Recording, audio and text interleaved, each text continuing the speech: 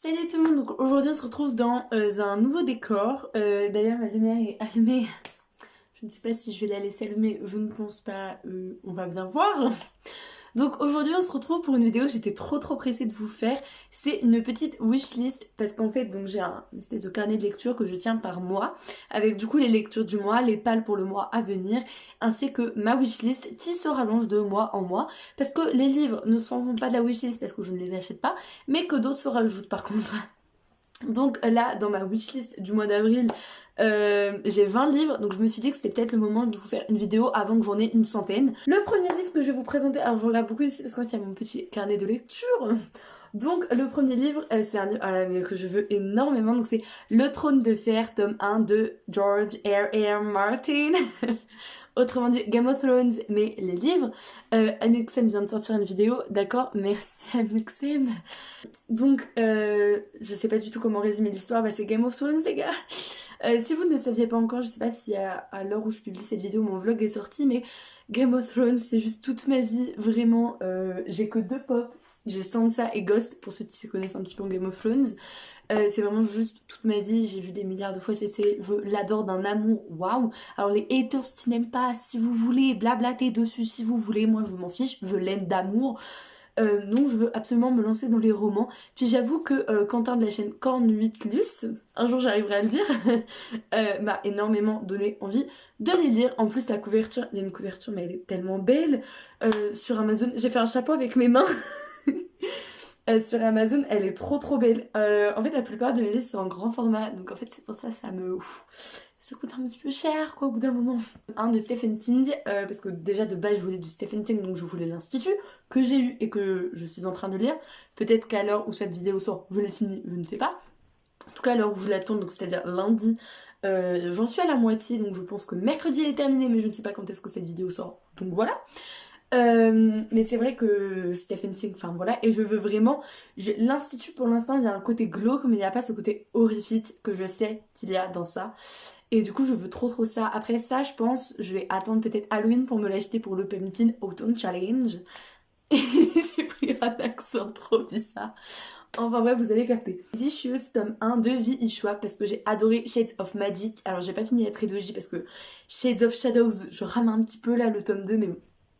J'adore Vicious et Vicious, ça me tente de fou. En plus, la couverture elle est plutôt belle, donc je pense que je le prendrai aux éditions Lumen en grand format. Encore une fois, ça par contre sera un petit format, je pense, si je le prends. Parce que les couvertures sont pas non plus waouh. Donc bon. Extincta de Victor Dixon. Je vous fais pas résumer toutes les histoires, hein. Voilà, c'est juste pour vous exposer ma wishlist. Peut-être pour vous donner quelques petites idées, je ne sais pas. En tout cas, donc voilà, Extincta de Victor Dixon, je l'avais vu l'autre jour. Mais j'ai préféré acheter les autodaffer. Ça a l'air d'être un pavé quand même, mais il me donne tellement envie sa couverture. Vous vous doutez bien Extincta, grand format, je ne sais même pas si ça existe en format poche. Dans tous les cas, je m'en fiche, je le veux en grand format. Il est magnifique. Ensuite, donc c'est Une braise sous la cendre, tome 1 de Sabbat à lire. En fait, dans les 20 livres, s'il y en a un que je dois m'acheter en premier, ce sera sûrement Une braise sous la cendre, parce que déjà c'est une dystopie, voilà. Et ensuite parce que Léonie de la chaîne Léo adore cette trilogie et elle en parle tout le temps. Il y a d'autres booktubeuses qui l'ont énormément aimé et du coup bah ça me donne énormément envie en fait. Ensuite il y a La Voix des Rois tome 1 de Brandon Sanderson, donc c'est un pavé également. Mais franchement moi la taille des livres je m'en fiche, ça allait hyper bien. Je me rappelle plus exactement de l'histoire, je sais que c'est dans un monde totalement imaginaire, c'est du fantastique il me semble. Que pareil j'ai vu sur la chaîne de Quentin de Corn 8 J'arrive pas à aller le dire, hein, ça commence à venir. Enfin bref, vraiment j'adore, ça allait hyper bien. Il a dit que c'était presque aussi bien que Le Trône de Fer, limite plus et tout, du coup je en mode trop bien. Ensuite c'est, alors le nom en entier je ne sais pas, Grisha tome 1, donc de, comment elle s'appelle, Leigh Bardugo. Tout le monde parle en ce moment surtout avec Six of Crows. Mais en fait c'est surtout la vidéo de Madison Ramaget, donc une booktubeuse, enfin qui a aussi un truc sur... Enfin bref, qui fait un petit peu de tout, mais t'es aussi très ancrée sur les livres, qui a lu donc... Grisha et qui a dit en fait, qui a expliqué que après elle ne pouvait pas tout de suite se lancer dans Six of Crows parce qu'elle avait tellement adoré et tout Grisha et du coup j'étais en mode waouh mais en fait ça allait hyper bien, enfin Genre waouh, ça a l'air trop bien. Donc ensuite Six of Crows tome 1, toujours de Leigh Bardugo forcément. Après du coup j'achèterai peut-être d'abord les Grisha et après les Six of Crows. Je vais pas acheter le tome 1 de Grisha et le tome 1 de Six of Crows, ça ne servait strictement à rien. Que j'achète Six of Crows alors que je n'ai pas fini Grisha, on est tous d'accord. Ensuite, Franklin Love de David Yoon.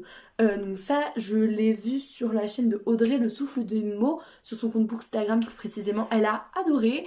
Et ça a l'air vraiment hyper bien. Enfin, j'aime beaucoup en fait la thématique que ça aborde. J'aime beaucoup la couverture, c'est également du grand format. C'est génial. Mais ça a l'air vraiment super bien, les thématiques que ça aborde, etc. Franchement, allez voir un résumé sur internet parce que là, je me vois pas vous faire un résumé, sinon la vidéo elle va durer 10 ans.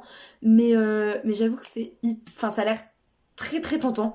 Du coup, je pense que ça aussi, je vais bientôt me l'acheter. Ensuite, donc c'est Aurora Squad, tome 1 de Amy Kaufman et Jay Christophe. Ensuite, voilà, Aurora Squad, ça a l'air trop trop bien aussi. Ça, je l'ai vu sur la chaîne, enfin, sur le compte Bookstar de Emma de La Boutinade. Ça a l'air trop trop bien, vraiment. Et bah, également sur son vlog lecture. Elle a lu le résumé et ça m'a trop donné envie.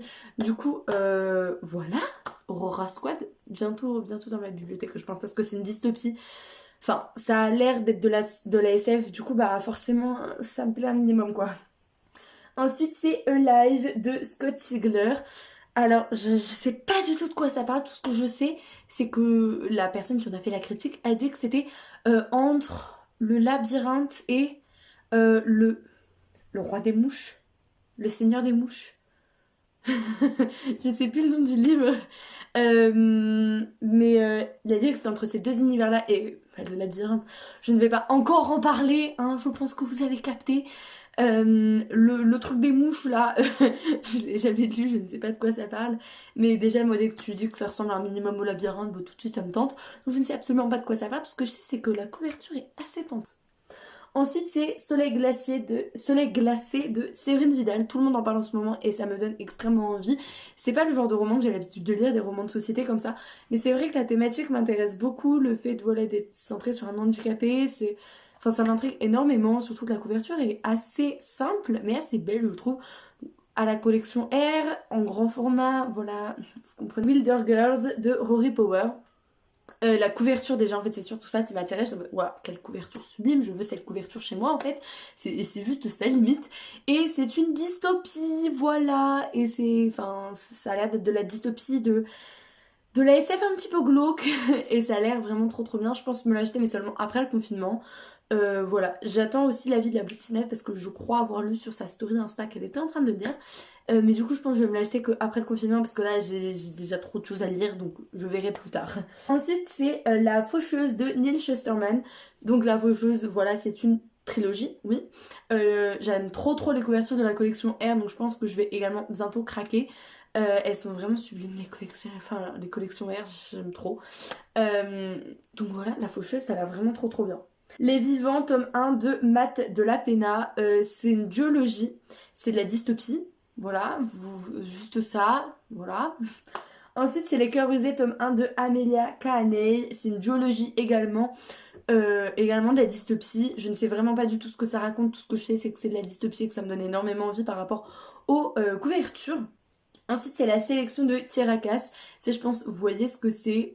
Les couvertures, déjà, elles sont trop trop belles. Je les voudrais en grand format, par contre, pas en petit format. Chez PKJ, elles sont sorties, il me semble, les petits formats. Mais en grand format, je les veux trop trop trop. Ça a l'air vraiment super bien. Ensuite, c'est Dry de Neil et Jarrod Shusterman. Donc déjà, Neil Shusterman, c'est celui qui a fait La Faucheuse, du coup, voilà. Mais Dry, ça aborde des thématiques qui m'intéressent énormément. Et souvent les romans qui sont écrits par deux personnes, j'aime bien. Voilà. Ensuite c'est Codito de Victor Jackson. Donc ça voilà, c'est dans le même mood qu'Extincta. Enfin c'est pas du tout dans le même mood mais au niveau de la couverture c'est un petit peu le même bail. En fait je la trouve hyper belle la couverture. Puis Victor Jackson, je n'ai lu aucun roman de lui donc il serait temps de rattraper ce petit retard.